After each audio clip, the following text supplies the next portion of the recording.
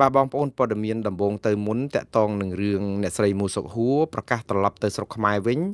ដូចជាចង់ធ្វើតេស្តសាររបស់លោកហ៊ុនម៉ាណែតរឿងសាមគ្គីជាតិបាទអ្នកស្រីមូសុខហួរគឺជាអតីតតំណាងរាជគណៈបក្សសង្គ្រោះជាតិហើយបច្ចុប្បន្នគឺជាប្រធានអង្គការសង្គមស៊ីវិលមួយហៅថាចលនាខ្មែរដើម្បីប្រជាធិបតេយ្យឬហៅកាត់ថា KMD នៅក្នុងសារនៅលើបណ្ដាញសង្គម Facebook របស់អ្នកស្រីនៅថ្ងៃនេះបានសរសេរថាអឺយើងរួមគ្នាកសាងលទ្ធិប្រជាធិបតេយ្យនិងយុត្តិធម៌នៅក្នុងសង្គមជាមួយគ្នាជាជាតិតែមួយខ្ញុំនឹងត្រឡប់ទៅមាតុភូមិខ្ញុំវិញសូមតុលាការទម្លាក់បទចោទនិងដោះលែងឲ្យខ្ញុំមានសេរីភាពភាសារបស់លោកអ្នកស្រីមូសុខហួរនៅពេលនេះគឺប្រកាសថាចង់ត្រឡប់ឬក៏ថានឹងវិលត្រឡប់ទៅប្រទេសកម្ពុជាវិញនេះអឺមិនមែនជាសារថ្មីរបស់អ្នកស្រីទេព្រោះអីនៅក្នុងមួយរយៈពេលតាំងពីឃ្លាតចាកពីមាតុភូមិដ៏កំសត់របស់យើងមកគឺអឺលោកស្រីឬក៏អ្នកស្រីមូសុខួរតែងតែលើកឡើងជាញយដងតាក់ទងនឹងការអំពាវនាវសូមឲ្យរដ្ឋាភិបាលខ្មែរទម្លាក់ចោលរដ្ឋការចោទប្រកាន់ហើយអនុញ្ញាតឲ្យអ្នកស្រីបានវិលត្រឡប់ទៅប្រទេសកម្ពុជាវិញយ៉ាងហោចណាស់ក៏បានចូលរួមនៅក្នុងដំណើរការកាត់ក្តីនៅចំពោះមុខតាក់ទងនឹងរឿងព្រហ្មទណ្ឌដែលចោទប្រកាន់អ្នកស្រីនិងមន្ត្រីបកប្រឆាំងដទៃទៀតជាច្រើនបាត់ល្មើសហើយក៏ប៉ុន្តែជាញយដងគឺយើងដឹងថារដ្ឋាភិបាលកម្ពុជាមិនអនុញ្ញាតឲ្យតំណាងរាស្ត្រគណៈបកសង្គ្រោះជាតិឬក៏មន្ត្រីបកប្រឆាំងនេះវិលទៅប្រទេសកម្ពុជា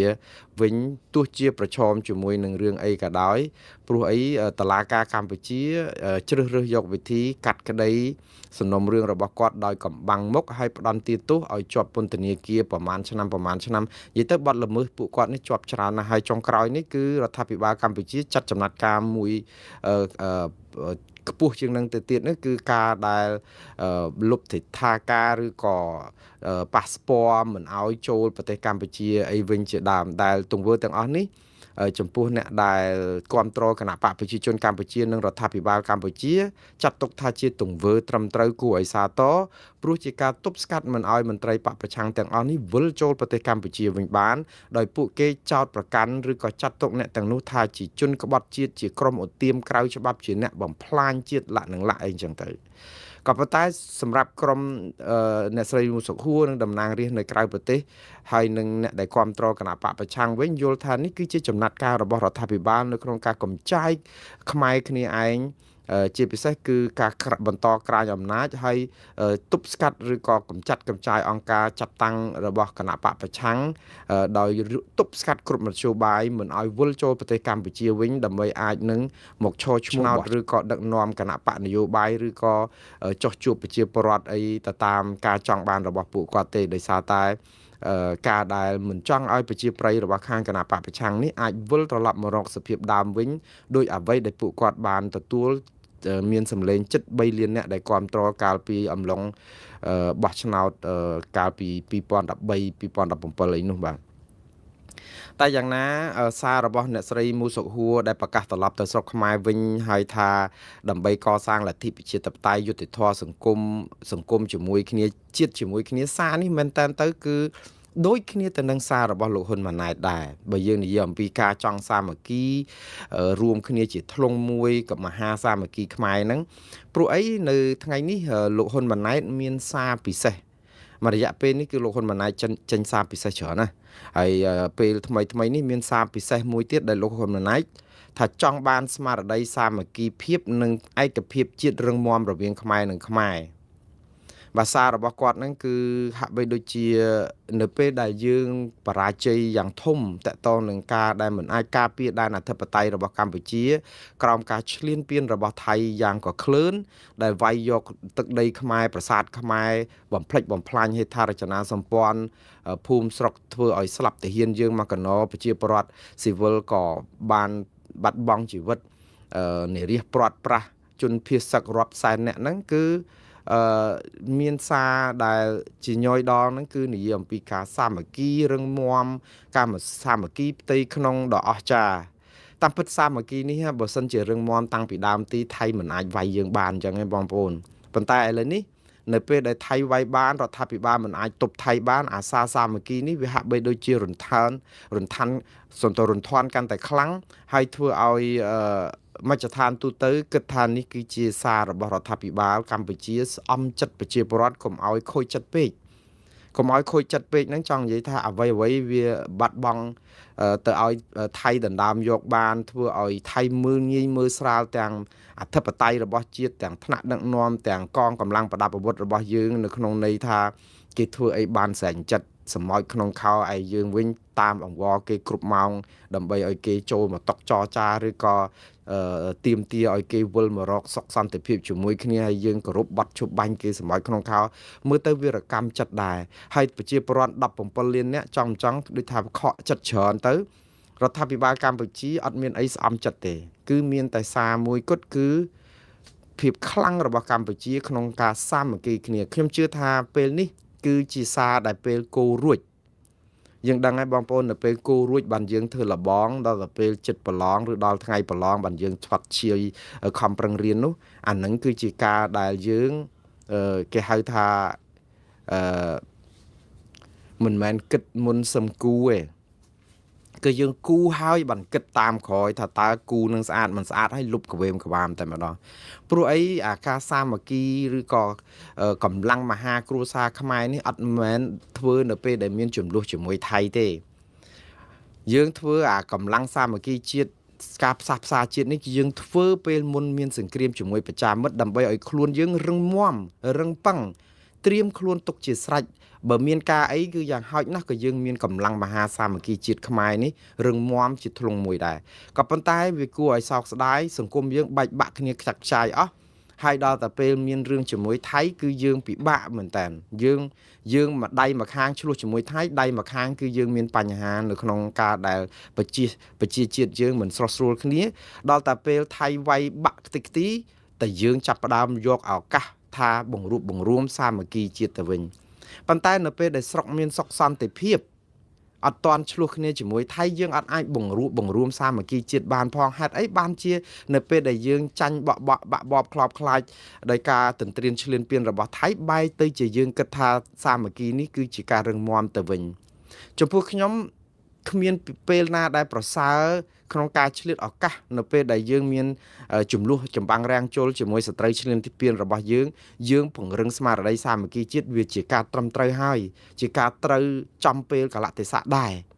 ក៏ប៉ុន្តែនោះគ្រាន់តែជាបច្ច័យមួយបន្ថែមទៅនឹងការដែលបណ្ដុះគំនិតស្នេហាជាតិរបស់ប្រជាពលរដ្ឋឲ្យមូលមាត់គ្នាដើម្បីតបតប្រយុទ្ធប្រឆាំងជាមួយនឹងសត្រូវឈ្លានពានយើងតែប៉ុណ្ណោះក៏ប៉ុន្តែនៅពេលដែលយើងកំពុងតែបកគោកប្រកាសហ្នឹងតែយើងភ្លេចធ្វើរឿងហ្នឹងយូរហើយសូម្បីតែរឿងភ្លេចយូរហើយហ្នឹងមកដល់ម៉ោងហ្នឹងក៏យើងនៅតែភ្លេចខ្លួនទៀតឥឡូវខ្ញុំនឹងអានសាររបស់លោកហ៊ុនម៉ាណែតដើម្បីឲ្យបងប្អូនបានជ្រាបថាតើលោកបាននិយាយអីគេខ្លះសារពិសេសនេះដើម្បីអំពាវនាវឲ្យបងប្អូនប្រជាពលរដ្ឋខ្មែរយើងរួបរวมសាមគ្គីគ្នាតាមពិតខ្ញុំសប្បាយចិត្តណាស់បើសិនជាឮថាខ្មែរយើងសាមគ្គីគ្នាព្រោះអ្នកណាមិនចង់បានសាមគ្គីបងប្អូនព្រោះសាមគ្គីរស់បែកបាក់សាមគ្គីស្លាប់ចង្កឹះមួយបាច់គេកាច់មិនបាក់អានេះគឺជាទ្រឹស្ដីសាមគ្គីបែប logic ដែលអ្នកណាក៏គេចងចាំដែរក្មេងយើងពីថ្នាក់ទីបឋមសិក្សាមកក៏រៀនតាចង្កឹះមួយបាច់កាច់មិនបាក់សាមគ្គីរស់បែកបាក់សាមគ្គីស្លាប់នេះគឺយើងដឹងអញ្ចឹងគ្រប់គ្នាតាក៏ប៉ុន្តែវាដឹងតែនៅក្នុងតែกระดาษនៅក្នុងការដែលនិយាយឲ្យពិរោះមាត់ណាដល់ពេលការអនុវត្តចាក់ស្ដែងវាអត់មានដូច្នេះតើនៃពិតវាយ៉ាងម៉េចឥឡូវខ្ញុំសូមអានសេចក្តីថ្លែងការណ៍ពិសេសរបស់លោកហ៊ុនម៉ាណែតដែលលោកបាននិយាយអញ្ចេះហើយនេះក៏ជាការមួយដើម្បីជំរះមន្ទិលបងប្អូនមួយចំនួនផងដែលថាលោកហ៊ុនម៉ាណែតលែងហ៊ានប្រើពាក្យថាថៃឈ្លានពានកម្ពុជាទៅហើយតាំងពីឮខាងរដ្ឋមន្ត្រីការបរទេសថៃឬក៏ខាងថៃប្រមានកុំឲ្យយើងប្រើពាក្យថាឈ្លានពានថៃទៀតណាថ្ងៃនេះនៅក្នុងសារពិសេសរបស់លោកហ៊ុនម៉ាណែតផ្ញើជូនបងប្អូនជនរួមជាតិជាទីស្រឡាញ់ខ្ញុំសូមអានទាំងស្រុងដោយមិនបញ្ចូលគំនិតអីនៅក្នុងហ្នឹងទេខ្ញុំនឹងអានសារដូចលោកហ៊ុនម៉ាណែតអានសារប្រាប់បងប្អូនចឹងក្នុងគ្រាដ៏លំបាកដែលប្រទេសជាតិយើងបានទទួលនៅការសំទោសម្ដងទៀតក្នុងគ្រាដ៏លំបាកដែលប្រទេសជាតិយើងបានទទួលរងនៅសង្គ្រាមឈ្លានពាន មកលើដែនអធិបតេយ្យនិងបូរណភាពទឹកដីខ្ញុំពិតជាបានឃើញច្បាស់នៅស្មារតីសាមគ្គីភាពនិងឯកភាពដ៏រឹងមាំរវាងខ្មែរនិងខ្មែរក៏ដូចជាបានឃើញច្បាស់នៅការឈឺចាប់របស់ជាតិយើងរបស់ប្រជាជនយើងហើយជាការឈឺចាប់មួយដែលបានបំផុសនៅទឹកចិត្តស្នេហាជាតិដ៏ស្មោះត្រង់ជាមួយនឹងការបដិញ្ញាចិត្តដ៏មោះមុតរបស់ប្រជាពលរដ្ឋយើងនៅគ្រប់ទិសទីនៅក្នុងការកសាងប្រទេសជាតិយើងឲ្យរឹងមាំជាការពិតការលំបាករបស់ជាតិនេះពេលនេះគឺជាការលំបាករបស់ខ្មែរគ្រប់រូបក៏ប៉ុន្តែគន្លឹះសំខាន់របស់ជាតិយើងនៅពេលនេះគឺយើងត្រូវតែប្រែក្លាយការលំបាករបស់ជាតិនិងការបដិញ្ញាចិត្តដ៏មោះមុតរបស់ខ្មែរនៅគ្រប់រូបនៅពេលនេះឲ្យคล้ายទៅជាកម្លាំងតស៊ូដ៏រឹងមាំរបស់ជាតិនិងគោលដៅដ៏ពិសិដ្ឋរបស់ជាតិពោលគឺការរួមសាមគ្គីភាពគ្នាក្នុងជាធ្លុងមួយដើម្បីការពារជាតិមាតុភូមិជាទីស្រឡាញ់របស់យើងនិងធ្វើឲ្យជាតិខ្មែរយើងបានរឹងមាំស្របតាមបំណងប្រាថ្នាពិសិដ្ឋរបស់ខ្មែរគ្រប់រូបជាមួយគ្នានេះខ្ញុំនៅចំពោះមុខនេះយើងមានភាពចាំបាច់នៅក្នុងការរួមសាមគ្គីគ្នាជាធ្លុងមួយនិងបដិញ្ញាចិត្តរួមរស់ជាតិសំទោសបដិញ្ញារួមរស់បដិញ្ញាចិត្តរួមរបស់ជាតិដើម្បីពង្រឹងសក្តានុពលជាតិលើគ្រប់វិស័យនិងលុបបំបាត់ភាពអសកម្មទាំងឡាយនៅក្នុងសង្គមជាតិដែលធ្វើឲ្យជាតិចុះខ្សោយសន្តិសុខនិងសន្តិភាពសង្គមនិងការប្រយុទ្ធប្រឆាំងនឹងអកតកម្មគឺជាអាទិភាពនៃគោលនយោបាយរបស់រដ្ឋាភិបាលដើម្បីធានាការរស់នៅសុខសាន្តរបស់ប្រជាពលរដ្ឋហើយការប្រយុទ្ធប្រឆាំងនឹងអកតកម្មឆបោកតាមប្រព័ន្ធបច្ចេកវិទ្យាគឺជាចំណុចដ៏សំខាន់នាពេលនេះបន្ថែមលើកិច្ចខិតខំប្រឹងប្រែងលើកិច្ចអាការអាទិភាពសំខាន់ផ្សេងទៀតរបស់ជាតិយើងដោយមើលឃើញពីគ្រោះថ្នាក់ដ៏ធ្ងន់ធ្ងរចំពោះសង្គមជាតិដែលបង្កឡើងដោយអកតកម្មឆបោកតាមប្រព័ន្ធបច្ចេកវិទ្យានិងភាពស្មុគស្មាញនៃអកតកម្មសម័យទំនើបមួយនេះដែលមានបណ្ដាញប្រតិកលាគ្នាពីប្រទេសមួយទៅប្រទេសមួយរដ្ឋាភិបាលកម្ពុជានីតិកាលទី6នៃរដ្ឋសភារហូតដល់ដើមនីតិកាលទី7នៃរដ្ឋសភាបានចាត់វិធានការជាច្រើនលើអកតកម្មនេះដោយទទួលបានលទ្ធផលវិជ្ជមានជាច្រើនបាទជាចុងក្រោយលោកបានបញ្ជាក់ថាការសម្រេចចិត្តរបស់រដ្ឋាភិបាលកម្ពុជានីតិកាលទី7នៃរដ្ឋសភានៅក្នុងការកំណត់ថាការប្រយុទ្ធប្រឆាំងនឹងអកតកម្មគឺជាកិច្ចការអាទិភាពក្នុងរបៀបវិរៈនយោបាយរបស់ខ្លួនពុំមែនជាការចែកដន្យនោះឡើយហើយការដាក់ចេញនូវវិធានការមើងម៉ាត់និងមុតស្រួចជាបន្តបន្ទាប់លើអកតកម្មឆបោកតាមប្រព័ន្ធបច្ចេកវិទ្យានៅពេលកន្លងមកនេះក៏ជាសក្ខីភាពមួយនៃការអនុវត្តការបដិញ្ញាចិត្តខាងនយោបាយរបស់រាជរដ្ឋាភិបាលកម្ពុជានៅក្នុងការប្រយុទ្ធប្រឆាំងនឹងអកតកម្មឆ្លងដែនមួយនេះដែលជាក្តីកង្វល់របស់ប្រជាពលរដ្ឋកម្ពុជាឬក៏ប្រទេសកម្ពុជាក្នុងតំបន់និងក្នុងពិភពលោកភាសាលោកហ៊ុនម៉ាណែតនៅពេលនេះគឺផ្ដោតខ្លាំងទៅលើអកតកម្មឆបោកអនឡាញនិងការសាមគ្គីគ្នាប្រយុទ្ធប្រឆាំងនឹងអកតកម្មនេះទៅវិញតែតាមពិតគឺជាការពិតហើយនៅក្នុងការប្រយុទ្ធប្រឆាំងនឹងអកតកម្មឆបោកគឺយើងមានច្រើនកត្តាខ្ញុំនឹងពន្យល់អំពីប្រតិកម្មរបស់ប្រជាពលរដ្ឋតកតងនឹងសាររបស់លោកហ៊ុនម៉ាណែតនេះដែរបងប្អូនឥឡូវនេះគឺយើងឃើញហើយលោកហ៊ុនម៉ាណែតប្រើពាក្យថាសាមគ្គីមើលឃើញសង្កេតឃើញថាប្រជាពលរដ្ឋយើងខ្លាំងរឹងមាំនេះគឺគ្រាន់តែជាការសង្កេតបែបជាការយល់ឃើញមួយជ្រុងនៃមន្ត្រីគណៈបកកណ្ដាលអំណាចនៅក្នុងជួររដ្ឋាភិបាលទេសាមគ្គីជាតិខ្មែរដែលយើងឃើញថាមានធ្លុងមួយហើយយល់ស្របគ្នាគឺថៃឈ្លានពានកម្ពុជាចំណុចនេះមួយខ្ញុំអត់មានមន្ទិលទេគឺកម្ពុជាមានភាពស្រស់គ្នាថាថៃឈ្លានពានកម្ពុជាប៉ុន្តែអ្វីដែលមិនស្រស់គ្នាគ្មានសាមគ្គីគ្នាសោះគឺខាងប្រជាពលរដ្ឋភាគច្រើនទាមទារឲ្យកម្ពុជាប្តឹងថៃទៅតុលាការយុត្តិធម៌អន្តរជាតិនិងព្រហ្មទណ្ឌអន្តរជាតិកម្ពុជាអត់ទាន់ប្តឹងទេកន្លែងនេះមួយគឺកម្ពុជានៅតែអនុវត្តវិធានការអត់ធ្មត់ឬក៏សម្របសម្រួលឬក៏ចរចាអីជាមួយភាគីថៃប៉ុន្តែឲ្យមានថាការសាមគ្គីទៅតាមគំនិតរបស់ប្រជាពលរដ្ឋខ្មែរស្ទើរតែទូទាំងប្រទេសដែលចង់ឲ្យកម្ពុជាប្តឹងថៃទៅតុលាការយុត្តិធម៌អន្តរជាតិនិងព្រហ្មទណ្ឌអន្តរជាតិអត់ទាន់មានភាពសាមគ្គីឬក៏ការព្រមធ្វើតាមប្រជាពលរដ្ឋខ្មែរនៅក្នុងន័យនេះនៅឡើយទេអានេះមួយដែលខ្ញុំនិយាយអំពីសាររបស់លោកហ៊ុនម៉ាណែតដែលគិតថាយើងមានសាមគ្គីរដ្ឋាភិបាលស្ដាប់ប្រជាពលរដ្ឋហ្នឹងគឺអត់ទាន់មានកន្លែងចំណុចហ្នឹងទេមួយទៀតនៅពេលដែលយើងចង់សាមគ្គីជាតិឲ្យធំឲ្យច្បាស់ឲ្យល្អឲ្យគេឮតែការបង្រួបបង្រួមផ្ទៃក្នុងជាតិហ្នឹងយើងអត់មានទេអ្នកទោសមនសិការនៅពេញគុក90អ្នកជាងមិនមែនត្រឹមតែមិនដោះលែងទេគឺមានតែចាប់ថែមទៅមន្ត្រីគណៈបកកម្លាំងជាតិ ចាប់ខ្លួនកាលពី3ថ្ងៃមុនហ្នឹងគឺបន្ថែមបានម្នាក់ទៀតហើយដែលយើងឃើញសេចក្តីថ្លែងការណ៍របស់គណៈបកនយោបាយមួយនេះអំពីកងកម្លាំងសមត្ថកិច្ចដែលចាប់ឃុំខ្លួនគាត់ដែលយើងឃើញថា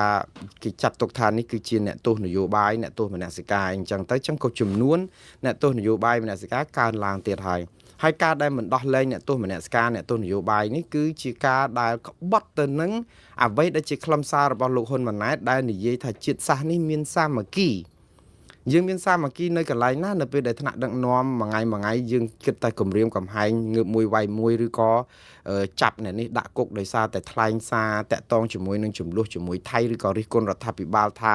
អសមត្ថភាពឬក៏មិនបានប្តឹងនេះឬក៏មិនបានធ្វើនោះឬក៏បាត់ដីនេះគឺបាត់ដីនោះសូម្បីតែរដ្ឋាភិបាលខ្លួនឯងទទួលស្គាល់ថាដីត្រូវស្ថិតក្រោមការគ្រប់គ្រងរបស់ថៃផ្ដាច់មុខបាត់ទៅហើយនៅក្នុងពេលនេះប៉ុន្តែបើប្រជាពលរដ្ឋនិយាយថាដីនឹងបាត់ទៅថៃគឺយើងចង់តែចាប់គេដាក់គុកប៉ុន្តែនៅក្នុងពេលជាមួយគ្នានេះយើងអត់ប្តឹងទៅតុលាការយុត្តិធម៌អន្តរជាតិដើម្បីទាមទារដីនឹងមកវិញអានេះហើយដែលធ្វើឲ្យប្រជាពលរដ្ឋខ្មែរមិនមានសាមគ្គីគ្នាទេព្រោះអីយល់ថាសត្រូវឈ្លានពានថៃគឺជាអង្គើឈ្លានពានយល់ដូចគ្នាខ្ញុំជឿថាចិត្ត17លានអ្នកហ្នឹងគឺទាំងអស់គ្នាហើយយល់ថាថៃឈ្លានពានកម្ពុជាអាហ្នឹងគឺជាកម្លាំងសម្លេងរួមប៉ុន្តែដំណោះស្រាយទៅរកការឲ្យថៃខ្ជាក់ដីមកវិញគឺយើងអត់មូលមាត់គ្នាទេរដ្ឋាភិបាលទៅមួយបែបប្រជាពលរដ្ឋទៅមួយបែបដូច្នេះក្នុងន័យនេះគឺអត់មានសាមគ្គីគ្នាទេឥឡូវនេះគឺឥឡូវអញ្ចឹងបានយើងឃើញសាររបស់អ្នកស្រីមូសុខួរដែលចង់ប្រាប់ថាវិលត្រឡប់ទៅកម្ពុជាវិញហើយអំពាវនាវសូមឲ្យតុលាការទម្លាក់បទចោទឲ្យដោះលែងឲ្យគាត់មានសេរីភាពដើម្បីអាចបន្តសាមគ្គីជួយដោះស្រាយបញ្ហាសាររបស់លោកស្រីអ្នកស្រីមូសុខួរនឹងសាបដូចទឹកទលេចឹងធ្លាក់ទៅចោលទៅគេមិនឈឺក្បាលអីផងចាំមើលព្រោះហើយគាត់ជាមន្ត្រីជាន់ខ្ពស់នៃគណៈបកប្រឆាំងធ្លាប់ជាអតីតតំណាងរាស្ត្រហើយជាប្រធានអង្គការសមាគមមួយដ៏ធំផងគេមិនយកចិត្តទុកដាក់គឺគេនៅតែមានសារដែលសាមគ្គីយូរទៅវាទៅជាកោកសឹកមាត់តដោកឆ្អែតតពុះកបីវាคล้ายទៅជាសារប្រជាពិធដ្ឋដោយស្វ័យប្រវត្តិណាការដែលយើងមិនដោះលែងអ្នកទោសនយោបាយមិនអីហ្នឹងគឺហើយអ្វីដែលគួរឲ្យកត់សម្គាល់គឺរឿងមួយទៀតដែលប្រជាពលរដ្ឋលើកឡើងដែរថ្ងៃនេះលោកហ៊ុនម៉ាណែតផ្ដោតខ្លាំងអំពីសាមគ្គីជាតិដើម្បីកំចាត់ប្រយុទ្ធប្រឆាំងបាត់ល្មើសឆបោកអនឡាញហើយដែលលោកហ៊ុនម៉ាណែតថាអានេះជាអតិភិបយូរហើយរបស់រដ្ឋាភិបាលមិនមែនទៅធ្វើដោយចៃដន្យទេរឿងចាប់លោកចិនស៊ីហ្នឹងគឺរឿងយូរហើយខ្ញុំថាសាររបស់លោកហ៊ុនម៉ាណែតគឺគាត់ចង់ប្រើថ្នាំអាចទន្សាយឲ្យត្រូវថ្នាំជំងឺ100មុខណាក៏ប៉ុន្តែរឿងការដែលរដ្ឋាភិបាលតាំងចិត្តយូរហើយនៅក្នុងគោលនយោបាយកម្ចាត់ការឆបោកអនឡាញនេះណាគឺយើងអត់ឃើញធ្វើអីបានមែនទាល់តែមានសហគមន៍អន្តរជាតិដាក់សម្ពាធស្រោចទាំងកូរ៉េទាំងអាមេរិកទាំងអង់គ្លេសទាំងគ្រប់ជុំទិសទៅតែខ្ជាក់លោកចិនស៊ីមួយចេញចិនខ្លួនឯងដែលមានទំនាក់ទំនងស្និទ្ធជាមួយនឹងខ្មែរតាំងពីមិត្តមហាដៃថែបសាមគ្គីចាក់ទឹកមិនលិចអីណានោះចិនទាមទារឲ្យចាប់លោកចិនស៊ីបញ្ជូនទៅចិនតាំងពីឆ្នាំ2019 6ឆ្នាំមុនលោកហ៊ុនសែនអត់ទាំងព្រមបកគលលោកចិនស៊ីទៅឲ្យចិនផងសូម្បីតែចិនមានឥទ្ធិពលខ្លាំងប៉ុណ្ណឹងផងអានេះនៅក្នុងតាមអ្វីដែលជារបាយការណ៍ស្រាវជ្រាវរបស់អ្នកកាសែតចិនម្នាក់ឈ្មោះថាហួងយ៉ាន់ដែលសរសេរប្រហែលថ្ងៃមុនហ្នឹងតើនេះឬជាសុឆន្ទៈនៅក្នុងការប្រយុទ្ធប្រឆាំងនឹងការឆបបោកអនឡាញខ្ញុំមិននិយាយថារដ្ឋាភិបាលមិនធ្វើអីសោះហើយខ្ញុំឃើញគាត់ខំប្រឹងធ្វើច្រើនណាស់ប៉ុន្តែដូចខ្ញុំធ្លាប់បាននិយាយចឹងគាត់ធ្វើអត់ត្រូវរមាស់គាត់ចាប់តាអត្រីកភ្លៀងត្រីឆ្ដោត្រីចង្វាកពឹសនឹងមកទៅទុកអាឆ្ដោទុកអាត្រីធំនឹងឲ្យរួចហែលពេញបឹងមកស៊ីអាកូនឆ្ដោនឹងអាកូនត្រីនឹងទៀតបំផ្លិចបំផ្លាញគេឈ្មោះកម្ពុជាលើស្អុយរលួយលើឆាកអន្តរជាតិតែអត់ចាត់ការអីសោះទើបតែរងទឹកដល់ច្រមុះខ្លាំងនៅពេលដែលមានសម្ពាធសពបែបយ៉ាងហើយប៉ះពាល់ដល់ប្រជាពលរដ្ឋអាមេរិករឿងនេះហាបើកុំតែប៉ះពាល់ដល់ប្រជាពលរដ្ឋអាមេរិករាប់ម៉ឺនរាប់សែនអ្នកនេះណាលោកចិនស៊ីក៏គ្មានថ្ងៃនឹងទៅគេចាប់ខ្លួនដែរប៉ុន្តែឥឡូវចាប់បានលោកចិនស៊ីចោះតើយុទ្ធនាការស៊ើបអង្កេត កំតិចកំចាត់អង្គការចាត់តាំងរបស់ការឆបោកអនឡាញនេះយើងធ្វើយ៉ាងម៉េចដើម្បីស្អំចិត្តប្រជាពលរដ្ឋឲ្យជឿថារដ្ឋាភិបាលពិតជាមានភាពស្មោះត្រង់នៅក្នុងការដោះស្រាយបញ្ហាឥឡូវនេះបងប្អូនឃើញសាររបស់ប្រជាពលរដ្ឋបង្ហាញអំពីការខកចិត្តបតាបតាទៀតហើយលោកហេងស្រស់ដែលជាសកម្មជនព្រៃឈើហើយឥឡូវនេះកំពុងនិរទេសខ្លួននៅក្រៅប្រទេសនៅទាំងគ្រួសារផងដោយសារការធ្វើទុកបុកម្នេញមិនស្រាកស្រាននោះបានសរសេរសារនៅលើបណ្ដាញសង្គម Facebook របស់លោកថ្ងៃនេះតាក់ទងនឹងការប្រយុទ្ធប្រឆាំងការឆបោកអនឡាញលោកសរសេរថាអ្នកដែលរកស៊ីលបែងអនឡាញឆបោកតាមអនឡាញនឹងជួញដូរមនុស្សនៅកម្ពុជាដែលអាជ្ញាធរត្រូវបង្ក្រាបគឺឈ្មោះលីយ៉ុងផាត់ជាប្រធានសមាគមអង្គការកម្ពុជានិងជាសមាជិកព្រឹទ្ធសភាផងដែរបង្ក្រាបទៅទៀតនៅនឹងមុខទៅហើយរកនៅឯណាទៀតសំណួរនេះចាក់ដោតណាស់លោកហេងស្រស់ព្រោះអីបើសិនជាលោកនៅប្រទេសកម្ពុជា24ម៉ោងគេបញ្ជូនទៅព្រៃសរទៀតហើយខ្ញុំនិយាយនេះមិនមែនបានន័យថាចង់ប្រមាថការទៀនអីលោកហេងស្រស់ហើយខ្ញុំចង់និយាយថាស្ថានភាពបែបនេះបើនៅកម្ពុជាលោកគិតមិនផុត24ម៉ោងព្រោះហ៊ាននិយាយការពិតពេកបើនិយាយចោតប្រកាន់អត់អីទេតែដល់និយាយការពិតពេកគឺវាពិបាកអញ្ចឹងណាពាក្យពិតវារែងស្លែងហើយហេតុអីបានជាលោកលីយ៉ុងផាត់ហ្នឹងខ្លាយទៅជាកម្មវត្ថុនៃការចាប់ខ្លួនដែរតាមពិតលោកហេងស្រស់គ្រាន់តែបន្តទេលោកលីយ៉ុងផាត់ដែលជាអ្នកអង្គការហើយជាសមាជិកព្រឹទ្ធសភាជាទីប្រឹក្សារបស់គណៈបកប្រជាជនកម្ពុជានិងឬក៏រដ្ឋាភិបាលកម្ពុជាថ្នាក់ដឹកនាំជាន់ខ្ពស់ហ្នឹងគឺត្រូវបានរដ្ឋាភិបាលអាមេរិកដាក់នៅក្នុងបញ្ជីស្បែកឆ្កែសំទោសបញ្ជីខ្មៅរបស់គេរួចទៅហើយផ្ដន់ទាទោសរឿងឆបោកអនឡាញអត់ដែលចាត់ការអីទេនិយាយទៅគឺដោយសារតែការឆបោកអនឡាញដែលពាក់ព័ន្ធនឹងប្រជាពលរដ្ឋអាមេរិកច្រើនហ្នឹងគឺពាក់ព័ន្ធនឹងលោក Gen Z ខ្លាំងជាងគាត់ថាគេក៏ឃើញថាលោកលីយ៉ុងផាត់ហ្នឹងតាមការរកឃើញរបស់រដ្ឋាភិបាលអាមេរិកហ្នឹងក៏មានជាប់ពាក់ព័ន្ធនឹងបនកាស៊ីណូបនលបែងនៅតាមតំបន់ព្រំដែននិងកន្លែងផ្សេងក្រុមហ៊ុនរបស់លោកអង្គការលីយ៉ុងផាត់ហ្នឹងគេបង្កក់ទ្របផងគេបិទតាមបណ្ដាញហិរញ្ញវត្ថុអាមេរិកហ្នឹងគឺគេហាមឃាត់ការធ្វើពាណិជ្ជកម្មជាមួយក្រុមហ៊ុននេះ7 8ក្រុមហ៊ុនប៉ុន្តែអត់ដែលមានបញ្ហាស៊ើបអង្កេតអីដើម្បីលៀងខ្លួនសម្អាតខ្លួនលោកលីយ៉ុងផាត់អីតាន់បន្តិចក៏អត់ដែលមកដល់ម៉ោងណាគឺនៅតែទេស្អាតចាស់ហើយក្រៅពីលោកលីយ៉ុងផាត់បើសិនជាកម្ពុជាពិតជាសហការបដូរផ្ដាច់រឿងប្រយុទ្ធប្រឆាំងអំពើឆបោកអនឡាញថៃក៏បានចោទប្រកាន់អ្នកអង្គការកុកអានដែលជាសមាជិកព្រឹទ្ធសភារបស់គណៈបកប្រជាជនកម្ពុជាដែរហើយមានដីកាតាមចាប់មាននិវេតក្រហមមានអីផងប៉ុន្តែរដ្ឋាភិបាលកម្ពុជាអត់បានចាត់ការរឿងនេះទេតែចាប់ដែរចាប់ឃើញតិច3-400នាក់តិច4-500នាក់តាមពិតអ្នកទាំងអស់នោះសុទ្ធតែជាជនរងគ្រោះនៃអំពើឆបោកហ្នឹងកម្មករបុគ្គលិកនៅតាមកន្លែងឆបោកត្រូវឲ្យគាត់ចូលរួមនៅក្នុងអំពើឆបោកប៉ុន្តែវាត្រូវបានមេខ្លោងជួនកាលចាប់គាត់ធ្វើទរណកម្មដើម្បីឲ្យគាត់ធ្វើការនៅកន្លែងហ្នឹងអ្នកខ្លះរត់ចេញអត់បានរត់ស្លាប់ខ្លួនអីក៏មានដែរករណីហ្នឹងមានច្រើនពួកគាត់គ្រាន់តែជាជនរងគ្រោះនិយាយទៅគេហៅថាជនរងគ្រោះនៅក្នុងអំពើនិយាយជនប្រព្រឹត្តប៉ុន្តែជនប្រព្រឹត្តខ្លួនឯងហ្នឹងគឺជាជនរងគ្រោះនៃអំពើប្រព្រឹត្តធំរបស់ការឆបោកអនឡាញជាប្រព័ន្ធទេបើយើងមើលទៅណាកម្មករលើកទូរស័ព្ទអីផ្ញើសារដើម្បីបោកបន្លំគេហ្នឹងអាហ្នឹងស៊ីឈ្នួលគេទេអ្នកដែលធំហ្នឹងគឺយើងចាប់អត់បានចាប់បានតែអ្នកស៊ីឈ្នួលដូចថាយើងដូចខ្មែរក្រហមមេកម្មាភិបាលខ្មែរក្រហមធំយើងចាប់អត់បានយើងទៅចាប់បានតូចកងឆ្លប់កងអីអញ្ចឹងទៅវិញជាការពិតហើយកងឆ្លប់ទាំងអស់ហ្នឹងគឺជាអ្នកដែលចូលដៃសម្រាប់ប្រជាពលរដ្ឋខ្មែរមែនហើយមិនត្រូវការអនុគ្រោះប៉ុន្តែវាទទួលបញ្ជាពីថ្នាក់លើមកអ្នកណានៅពីក្រោយខ្នងព្រោះជួនកាលគេឲ្យអនុវត្តគោលការណ៍បើមិនសម្លាប់គេសម្លាប់ខ្លួនឯងដែរជួនកាលខ្លាយទៅជាជនរងគ្រោះនៃអំពើទរណកម្មការគំរាមកំហែងសម្លុតបំភ័យរបស់ក្រុមឆ្លងដែន